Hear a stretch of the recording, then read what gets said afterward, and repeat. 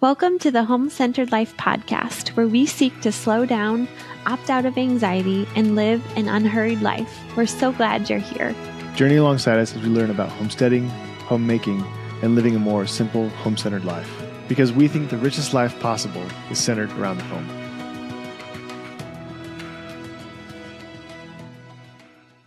Welcome back to the Home-Centered Life podcast.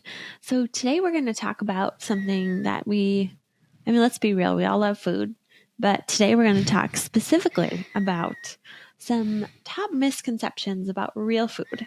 So I'm excited. Michael's going to lead this one, and I'm going to jump in. We both love food. We both love real food, but I'm excited to hear more from your perspective.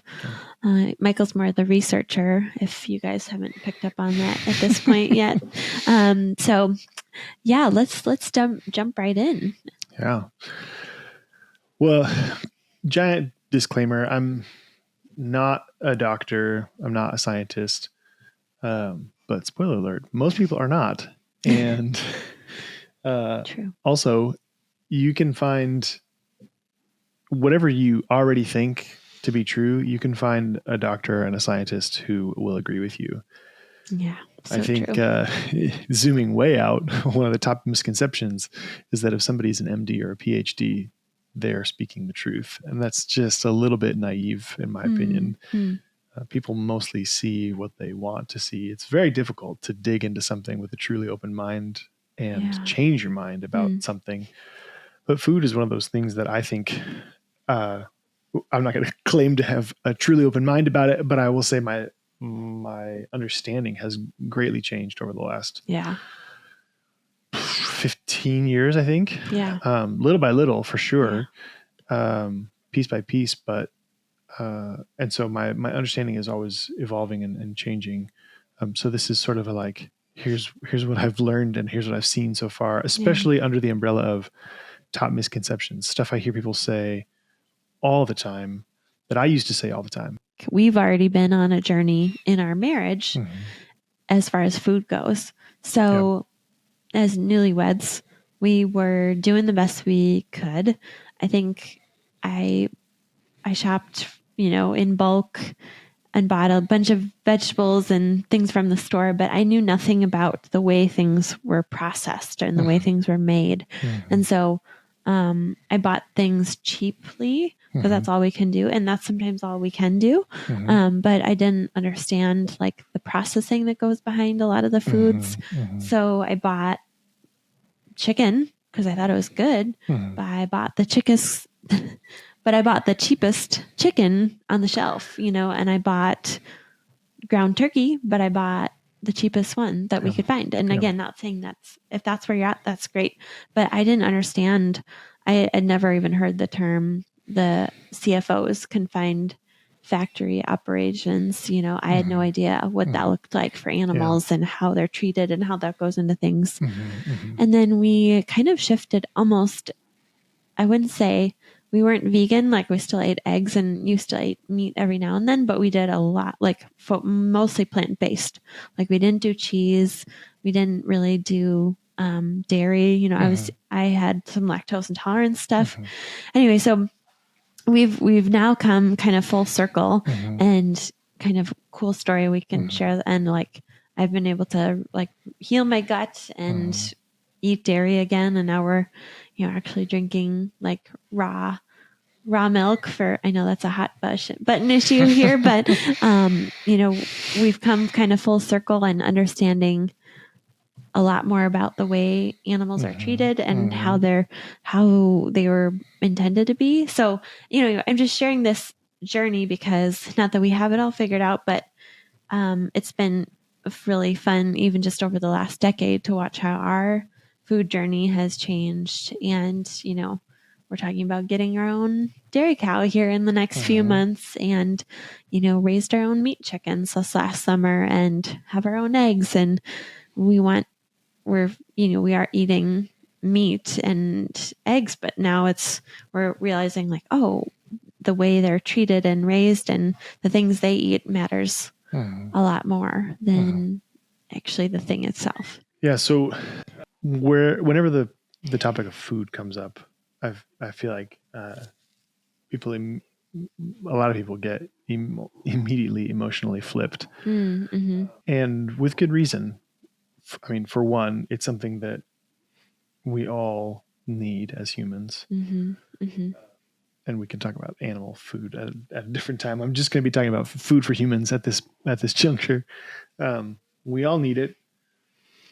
So we all are partaking of it mostly every day, a couple times a day, probably.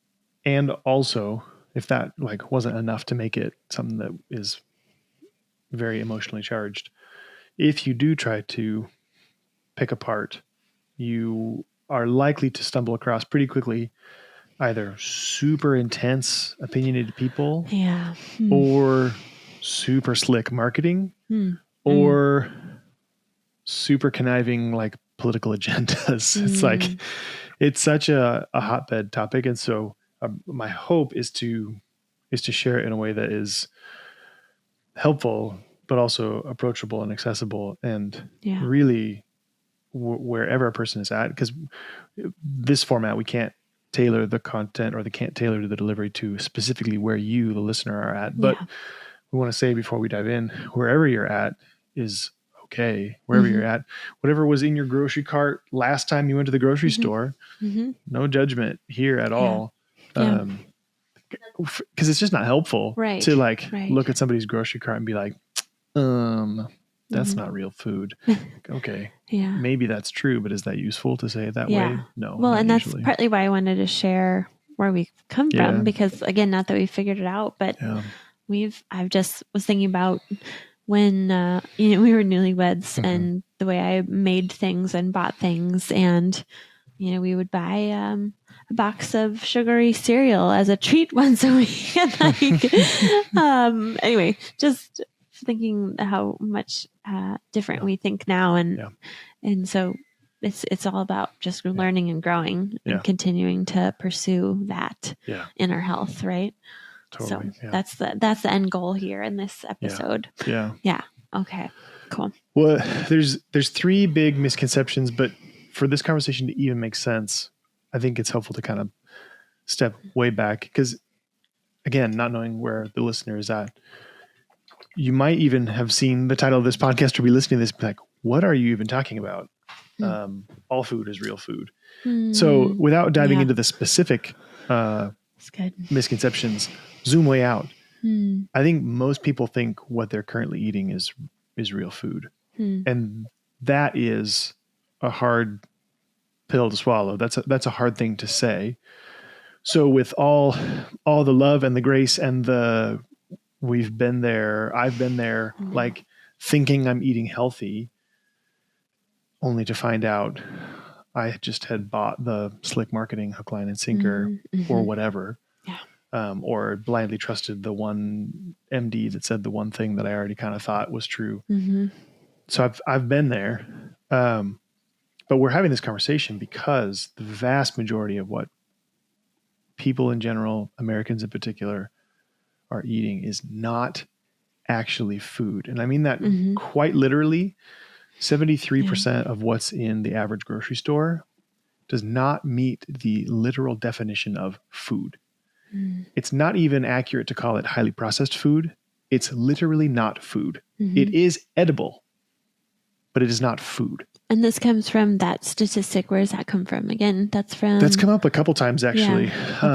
Max Lugavere quoted that same statistic. So I don't know. I didn't read the original study, but Max Lugavere quoted that on a podcast with Chris Williamson, and then on the Huberman Lab podcast with Dr. Andrew Huberman, Dr. Robert Leipzig. Lipsig. I can't remember how you say his last name, but he quoted the same exact number, 73%. So three out of four things in the average grocery store are not actually food. So the odds that whatever's in your grocery cart is also mostly not food, and I don't mean 100%, I mean 73%, which is most of it. That's over half, is not actually food. It is edible, but it's not food. And so that's why we're having this conversation at all. And absolutely no guilt or shame, or if you're thinking back to what was in your grocery cart last time you went to the grocery store, and you're like, oh, most of that was not food. Totally been there, especially when I was single. I was trying, and it was just like a mishmash of like, be responsible with your finances and eat healthy. But like, those are not comprehensive enough guiding principles to like guide you through the grocery store. Yeah, for There's sure. and I'm not a conspiracy theorist, but there are a lot of dollars being spent to tug you this way or that. There's a lot of dollars being spent at the politics level to tug you this way or that. So there's a lot going on. But ultimately it's the hope is that this is helpful and encouraging, because ultimately it's your food, it's your body, it's your life, it's your choice. And I want people to be able to kind of fashion a foundational framework that actually helps them when they're at the grocery store. But 3 out of 4 things in there, literally not food, which is why we're talking about this in the first place. Yes.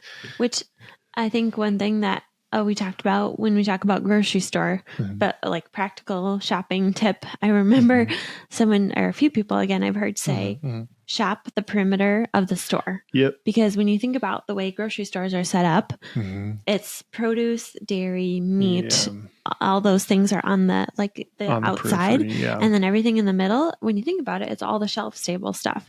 And that stuff often is the stuff that isn't real food. So start there, fill your cart with as many of those perimeter things at the grocery store, and then you know, fill in from there. Yeah, and that's misconception number 1. As soon as we say 73% of what's in a grocery store is not actually food, the automatic, totally understandable assumption is like, oh man, this is good. This is going to be complicated, and but it's not. And that's the thing I wish somebody would have said years ago when we started on this journey. Because the second we think like, oh, this is going to be hard, the level of friction goes through the roof. And if you know anything about the science surrounding like habits and habit formation and you up the friction, and you commensurately decrease the likelihood you'll actually build a new habit. But if you start with the assumption that this is actually really easy, I like that. One of the cool things about that assumption, and you could say that's wishful thinking. Disagree. I think it's actually much more accurate. I think it's much more true and much more useful. But if you assume like, hey, I'm going to do the real food thing, but I'm going to do it the easy way, like the most effortless way possible, you will trick your brain into looking for the easy and effortless ways. So start with that assumption, like, because if you're new to this journey, you can piggyback on our experience a little bit and say, well, they said it could be easy. You can make it hard too. I mean, you can do that, but between the two paths, why not test drive the easy version for a second and just see? So it's not complicated. When we say real food, the definitions or the simple ways of understanding what we're talking about is basically, if you go to the grocery store, shop the perimeter. Because the thing about real food is it goes bad. And if it's shelf stable, so good. It's not food. And but most of what people are eating is shelf stable. And we think, oh, that's such a good thing. No, we've traded shelf stability for nutrition. I have a cardboard box in the basement. It's shelf stable. That doesn't mean it's good for my body to eat it. And I mean, it's a pretty straight trade-off. There's a few things like rice. And we have some things in the basement like canned goods and stuff like beans. So, but in general, if it doesn't go bad, it's not food. And so shopping the perimeter, why? Because those are the refrigerated units for the most part. And they have to spray the little mist just to keep them looking alive and attractive. So it's not complicated. Shop the perimeter one. Look for anything that doesn't go bad and don't buy it. Even a lot of the vegetables are unfortunately, because they are being transported thousands of miles, they're trading, again, nutritive capacity for shelf stability and transport durability. What a weird thing to choose, though, for food. Would you like something nutritious or something that will survive the journey thousands and thousands of miles? Well, I prefer the thing that's actually nutritious for my body. But if it doesn't go bad, it's not food. Other things to look for that can be helpful are more than 5 ingredients. Is If you not food. if you flip over the thing Right. and it's got more than 5 things in it, it's probably not food, especially if one of those things is sugar or corn syrup or high fructose corn syrup. There's so many names for sugar that this is hard. This is a little bit hard, but totally. You'll learn some of the like top ones to watch out for, but a sweetener where there shouldn't be a sweetener. Right, right. So you're looking at a loaf of sourdough bread and it's got high fructose corn syrup or sugar in it. Yeah. Sugar where there shouldn't be sugar. And by that, I mean dessert. Dessert is great for dessert. Yeah. Dessert is not great for breakfast, lunch, dinner, and dessert. Mm-hmm. But sugar is creeping into everything because it's one of the most addictive substances on the planet. Well, yeah. And so people are consuming it in crazy quantities. They don't even know it, though. That's the whole thing, that it's just, this whole conversation is just more about bringing awareness, because like we care about people and we care about health and our bodies. And it's like, if, when you're a new mom, when you're in the middle of starting a business, you just oftentimes are in survival mode as far as food goes. And so I think if we're not thinking of these things or have these things in the back of our minds, it's really easy to unknowingly just grab a bunch of stuff because it's easy and then end up consuming a bunch of junk. Yeah. And the sad thing is, I think the other thing I think about that breaks my heart is like a lot of the like, even like the natural organic stuff, if it's packaged, it still has bad stuff in it. And I know, we have to start wherever we're at. And this isn't to say that like sometimes we have to get those things or, we're starting where we're at and wherever you're at is okay. But it's like, man, we're not even thinking like, wow, this is the ingredient list is like this long, and just by that alone means that it's not going to be very good for our bodies or for our kids when we are trying really hard. And we were just talking about this at the dinner table because I have realized that I love eating healthy, but I'm going to use the word yet. I don't yet love making dinner. And so we were talking about that conversation. How do we make it easy to make real food and to make it accessible? Like even for me, like I'm tired at the end of the day. How do I encourage my love of cooking? And so even those kinds of conversations are helpful to have in the family and with your spouse, or if between the two of you, if one of you enjoys cooking more than the other, like, and encourage that, or, or create space to experiment in the kitchen. But I think the thing that I was realizing just tonight, and part of why we're recording this podcast tonight is because I want so badly to eat well for our family, but I want it to be simple and enough. And again, this whole like misconception number 2 is that real food is complicated. And I think, cooking blogs are like awesome, but they also can make it feel like, oh my gosh, I have to make a gourmet meal every night. And so, I think this is what fires me up. Like, how do we make this easy for people? Yeah. Yeah. If you start with the assumption that there are easy options and you just kind of reject the ones that seem too complicated, honestly, that can be a really helpful filter. Yeah, that's good. If you look at the cooking blog and you look at the instructions and you're like, that seems too complicated. Awesome. Keep looking. Yeah. Like that's not all there is. The internet's a big place. Yeah. And you can narrow it down by, budget bites. We used to go there all the time. So you're narrowing it down by dollars, but you can narrow it down by like ingredients or prep time or things like that. You can search for specific, like easy, healthy meals. Yeah.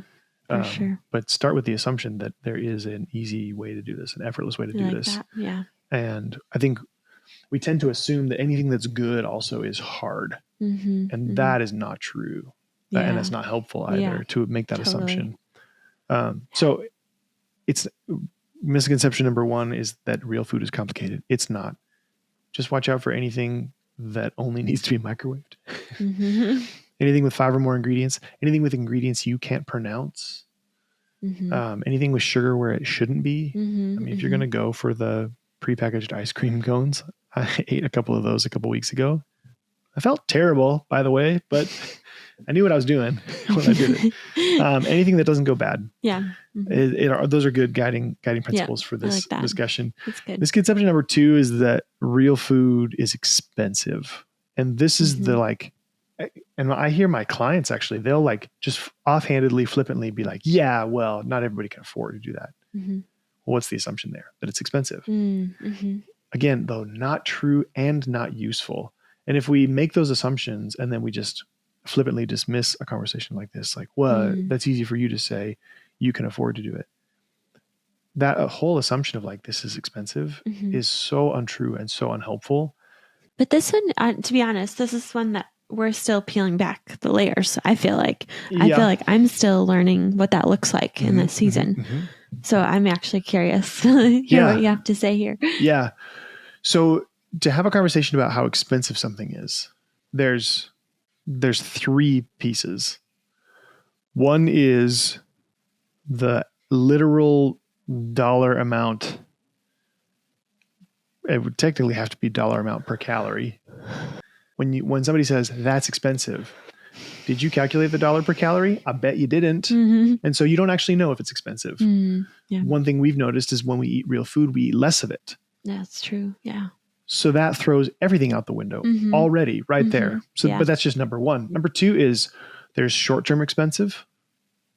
And number three is there's long-term expensive. Yeah. Okay. And so there's huge problems with the assumption that it's expensive on all three levels. Level number one is the actual price tag is very misleading. So one thing that we've noticed, I said already that we eat less, but also when we eat real food, we feel more nourished and don't eat a bunch of other stuff to try and feel nourished. So we don't just eat less of like the thing itself, like real eggs. You don't need to eat as many real eggs as you would if you get fake eggs. So there's that dimension of it. But there's also like when we've had access to, and not everybody has access to some of these things, but I'm still going to talk about them just to give you examples. When I have a glass of raw milk, or when I have a bowl of our homemade yogurt, what I notice is I just eat the yogurt. I don't eat the yogurt and the 3 cookies and this and then that. I don't eat all of that stuff because I'm satisfied. I'm nourished. Yeah. There's so much research on ghrelin and what happens to our body when we eat artificial foods, not even real food, but basically the part of our body that's supposed to say, "Hey, you're done," doesn't work with processed foods. Yeah. So we actually eat much, much more. It's actually more expensive just on the dollar side. So there's a problem there. Then there's the short-term expensive. Part of the assumption of it being expensive is that when we say real food, a lot of people's mind, and this makes sense, we go where we know. I say real food and people go, oh, so like certified organic, vegan, paleo friendly, keto friendly, Whole30, non-GMO, all of this stuff. You're not paying for real food. You're paying for certifications. Yeah. Labels. Yeah. Labels. So short-term expensive, most people are actually referring to labels. But if you pick one of those and you just dig deep on it, you'll probably find that it's mostly marketing, unfortunately. And so I would say it's not more expensive, partially because we're not going to do the certifications thing.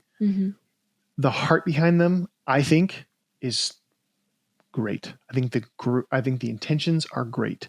And I think the road to hell is paved with good intentions.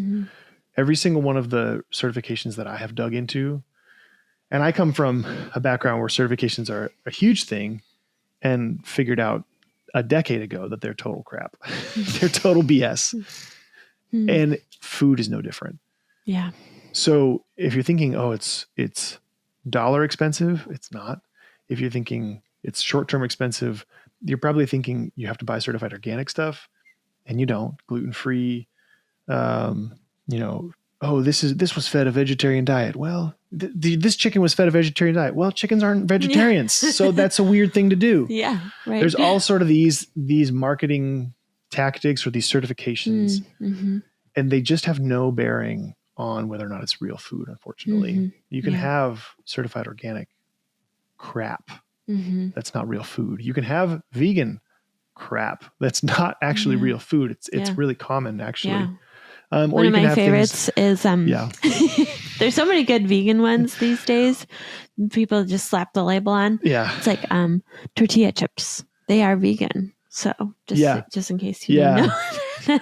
Yeah, the archetypical example from my first awareness of like the marketing angle of this was gluten-free tortilla chips when they first started putting that on the label. Yeah. And it's like they've always been gluten-free. Yeah, they're right. tortilla chips. Yeah. And if you have celiacs or genuine health conditions, again, of course, we're not doctors, but we are talking to the average person, and the average person does not have celiacs. The average person does have medical conditions, but a lot of that is because of eating food that's not real food. If I ate cardboard for weeks and weeks and weeks, and then I had a digestive issue, you wouldn't be like, oh, luck of the draw. You'd be like, dude, stop eating cardboard. It's not food. Yeah. So none of that stuff, pick your favorite label or your favorite certification. And unfortunately, I would bet you if you do, and do the digging yourself, don't just listen to us, please. But do the digging, and you'll find that vegan does not mean healthy. Yeah. Plant-based does not mean healthy. Gluten-free, keto, Whole30, all that stuff. But that is going to up the price by a lot.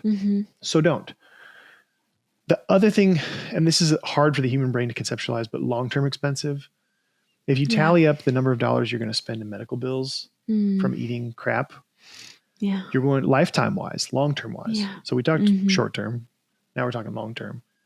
It's way more expensive to buy processed food. Way more expensive. But I also want to flip it around and look at it from a slightly different way. I feel better when I eat real food. And I run my own business. So I show up to that business differently. Yeah. So I make a lot more money because I show up to that business differently. How am I able to do that? Eating real food. Yeah.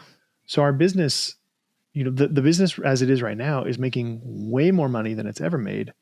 And it's tracking pretty perfectly with how much more real food we're eating. We're not doing this perfectly. Yeah. But what we don't often realize is like, hey, if I eat real food, I'm going to feel so much better. And I'm going to show up at work so much better. And I'm going to get a promotion, or I'm going to have the courage to ask for a promotion, or I'm going to have the courage to leave and go to a different job. There's a whole world out there of things we don't even think about when we think about like, it's expensive. When we eat fake food though, we're tired all the time. Yeah. We're exhausted. We're unhealthy, all these things, which is totally real. I'm not saying it's fake. I'm saying it's not, I'm not saying it's fake. I'm saying it's your food. Yeah. Yeah. You feel stuck at your job. I bet you it's your food. Actually, there's so much research on the effect of fake food and mood. So much research on what it does to us. And I think I was thinking about this today. Actually, I was on my way to Costco with our daughter, and I saw a woman driving, and it was like 10:30 in the morning, and she had this giant piece of like pizza in her, like taking a bite. And I love pizza. I love it. I do. But I was thinking to myself, like, man, like you're eating pizza in your car while you're driving on the go, because I think part of the conversation too is we're living in this go world where we don't have time to make real food, where we feel like we don't have time, and because I get it. Like we have to like scramble the eggs, we can't just like eat them raw generally. I don't recommend I know it. you don't. But it does take time rather than like going through the drive-through somewhere. But that again has that trickle down effect. And I think I was thinking about like, okay, you go through the drive-through at Starbucks and you grab a coffee and a pastry, you're priming your day to crave those things. Yep.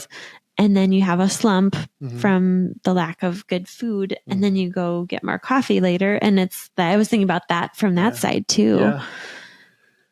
Yeah. Well, one of the other ways real food is less expensive is because you don't eat out as much. Totally. That's a good one. Pretty much can't. We were just talking about that tonight too. Yeah. You pretty much can't eat fast food and still be eating real food. Yeah. For lots of reasons. Primarily due to the insistence that it has to be the same in Portland, Oregon and Portland, Maine. Taco Bell has to be the same. So you can't get real food to do that. Yeah. Because real food is regional usually. Good point. So But if you travel down this path a little ways, one of the things you'll realize is that number one, you don't want fast food because you feel terrible after it. You just didn't realize it before. You probably already feel terrible, but you just didn't realize it. Number two is it's actually super expensive. Right. Number three, though, is it's actually really time consuming. But people don't do the math, which I never did until forever ago. But if you tally up the number of minutes it took you to divert from wherever it was you were going, wait in the drive-through at wherever you went, get the food, and if you don't even tally up the time value of your money and like add some minutes because of the 5, 10, 15 bucks you spent, just like the literal clock time of the divert, the order, the wait, and then the back, you could have made eggs at home. That's a good point. That's a total myth. Yeah. And it's not to be mean. It's to say like, it's your life. I would encourage you to be honest with yourself. And just look at the actual minutes. If time is the thing you're saying, look at the actual minutes. If money is the thing you're saying, look at the actual dollars. It doesn't hold up. It's one of those things that we were talking about this earlier. It sounds good if you don't look at it closely. The second you look at it closely, you're like, oh, I totally have time. And I totally have money. Yeah. Those are just things we tell ourselves most of the time. Those are things we tell ourselves so that we don't have to look at it closely. Of course, there are people who literally don't have time. Of course, there's people who literally don't have money. Again, though, we're talking to the average person. Yeah.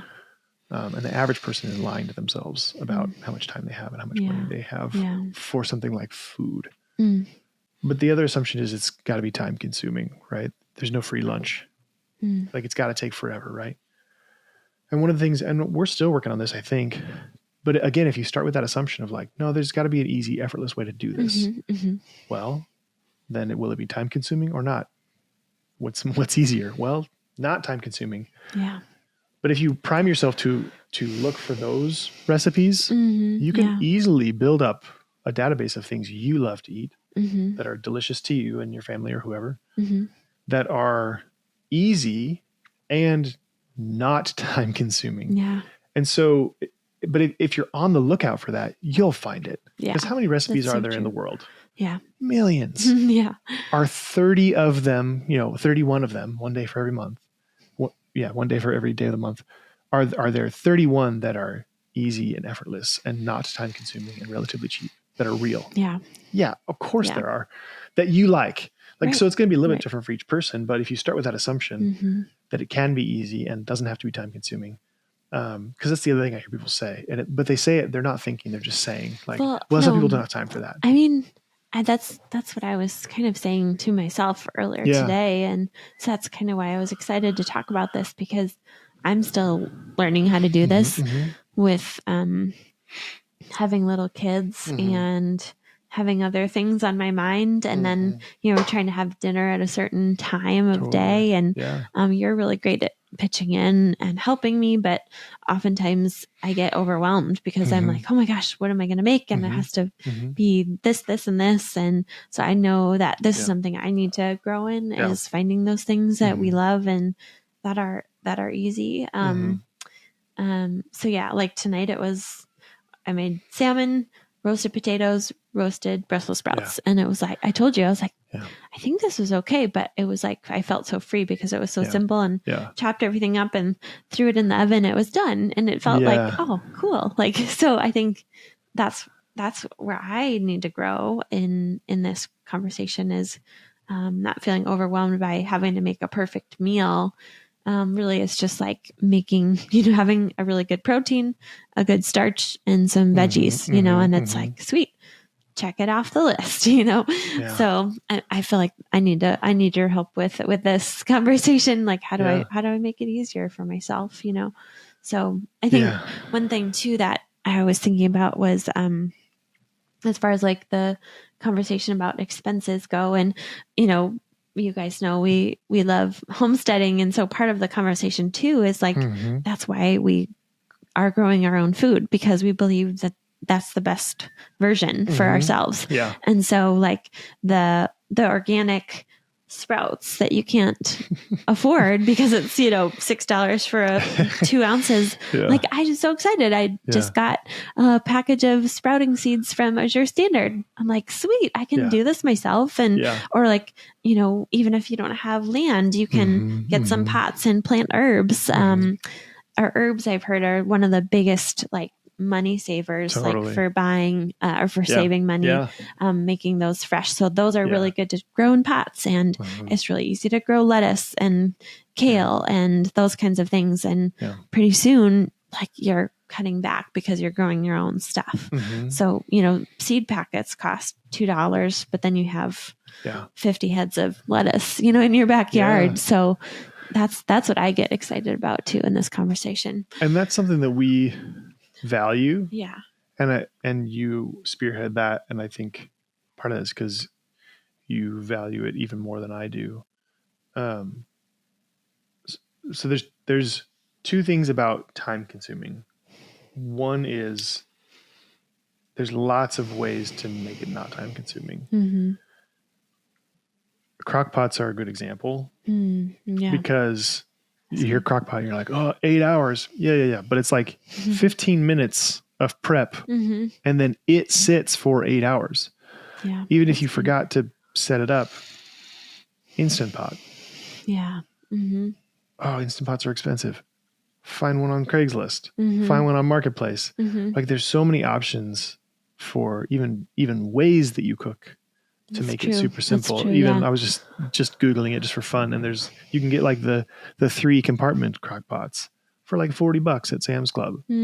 So you put your protein thing in one and your carbohydrate thing in the other and something else to make it, interesting. Yeah. And you've got a meal right there that honestly feels like somebody else made it because you set it up in 15 minutes, maybe like on Sunday, and then you eat it whenever. So there's that dimension of time consuming. The other thing about time is that there's not only one type of time. There's Chronos time, which is minutes and seconds, but there's Kairos time, which is moments and meaning. And what we know for sure, and anybody can just look at your own life and see this, you make time for the things you value. So if you're listening to this podcast and then you hear a blood-curdling scream from one of your kids, you don't tell your kid, I don't have time right now. I'm listening to a very important podcast. No, you stop what you're doing and you go to your child. Why? Did you have time? No, you made time for them. Even if you're on a super important board meeting, again, you hear a blood-curdling scream, you hop off the board meeting or you leave or whatever. Did you have time? No, you made time. And part of the reason that this conversation is important is because it's really not about having time. It's about, is this important to you enough to start making time? And even if it's not something you're like, oh, I want to overhaul everything. If you start with one item or one meal, whatever makes the most sense to you. If you're just like, hey, I'm just gonna start buying broccoli. That's it. That's the only thing I'm going to do. Take away from this podcast is just eat more broccoli. That's it. Awesome. Great. Do that. And then what's going to happen is you're going to eat that broccoli. Let's assume that you like the taste of it for a second. Buy something you enjoy the taste of. That's green. Yeah, something that you enjoy the taste of that's real. Broccoli's probably a terrible example. I love the taste of broccoli now. Fun fact about the way the human taste buds work. You can train your taste buds to like anything.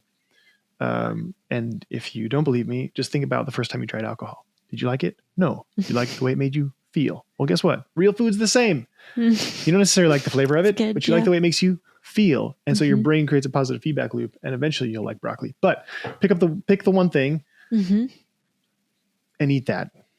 Or pick the one meal and eat that. And maybe it'll be one meal a month and then one meal a week and then a couple meals a week.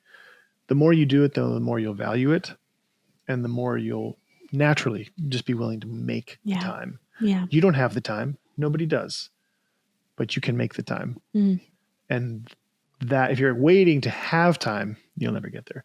But if you're understanding, hey, I do need to make time little by little, but then you'll get there eventually. That's good. Because your value on it will increase over time. Yeah. I'm excited that we're having this conversation, partly because I need to hear these things too, but also just in hopes that it's, again, helpful and encouraging. That's the whole goal of this podcast. And I know food really is that hot button topic. So we're sorry if we've offended anyone here. We're just doing our best and showing up for what we know and hoping that some little seed that we've planted here is helpful and can help you on the health journey. Really, that's the whole goal, to be healthier and more thriving in our own individual lives, right? So, yeah, there we go. Thanks so much for joining us today for our conversation around misconceptions of real food. We hope you found it both helpful and encouraging. And if you like this episode, we'd love it if you'd subscribe to our YouTube channel. It's a great zero-cost way to support this podcast. You can also find us on Apple and Spotify and leave us up to a 5-star review. One of the beautiful things about the world we live in today is you can help us live a home-centered life just by leaving a review and subscribing to our channel. We look forward to connecting with you again soon. Thanks so much for being on the journey towards living a more home-centered life.